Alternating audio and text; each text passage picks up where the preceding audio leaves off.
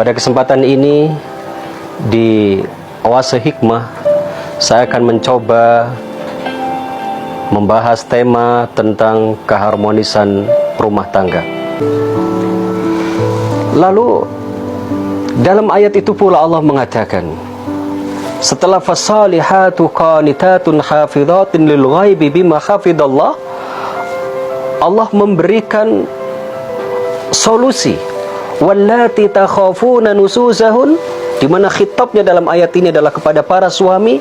Para suami, ketika kamu melihat ada wanita-wanita di antara istrimu yang kamu khawatirkan nuzuznya, yang kalian khawatirkan akan penyimpangannya, fa'idhuhunna, maka tahap pertama kamu nasihati mereka.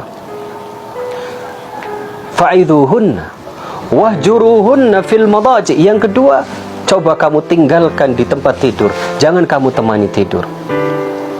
Lalu berikutnya, wadribuhunna, pukul mereka, tentu dengan pukulan-pukulan yang tidak merusak. Jika sudah itu kamu lakukan dan ada perubahan yang cukup baik, perubahan yang mengarah pada kebaikan, wala tabghu alaihinna sabila, janganlah kamu mencari gara-gara sehingga kemudian istrimu menjadi menyimpang kembali.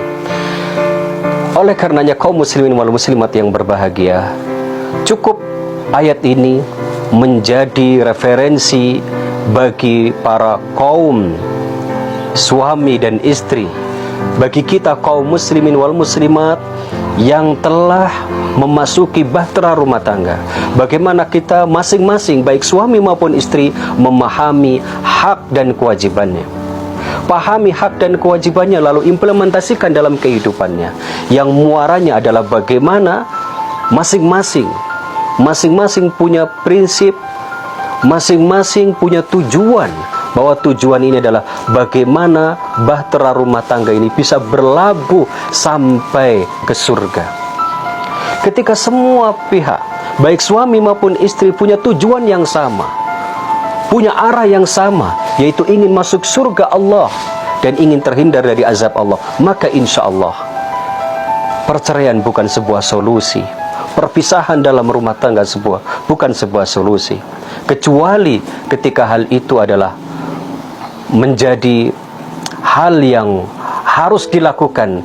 Karena kalau tidak dilakukan ada kezaliman yang berkepanjangan, mungkin itu atas dasar syar'i, maka boleh terjadinya perceraian. Namun bagaimana kita semua kaum muslimin wal muslimat yang berbahagia memahami esensi berumah tangga, bahwa Rasulullah SAW menghendaki pernikahan itu adalah limukathiratil ummah, untuk memperbanyak umat Nabi Muhammad SAW.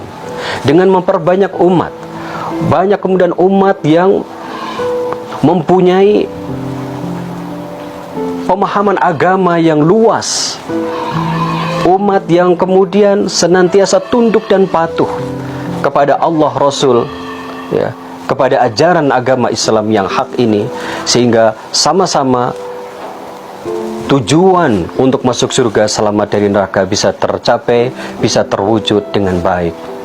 Mudah-mudahan kaum muslimin wal muslimat yang berbahagia dimanapun Anda berada, dengan kita memahami hak dan kewajiban kita masing-masing dalam kehidupan rumah tangga ini, mudah-mudahan kita senantiasa bisa mencapai tujuan hidup yang thayyibah, hayatan thayyibah, sebagaimana dalam doa kita, Rabbana atina fid dunya hasanah wa fil akhirati hasanah wa qina adzabannar. Wahai Allah, Tuhan kami, berikanlah kami kebaikan di dunia dan kebaikan di akhirat, dan jagalah kami dari azab neraka.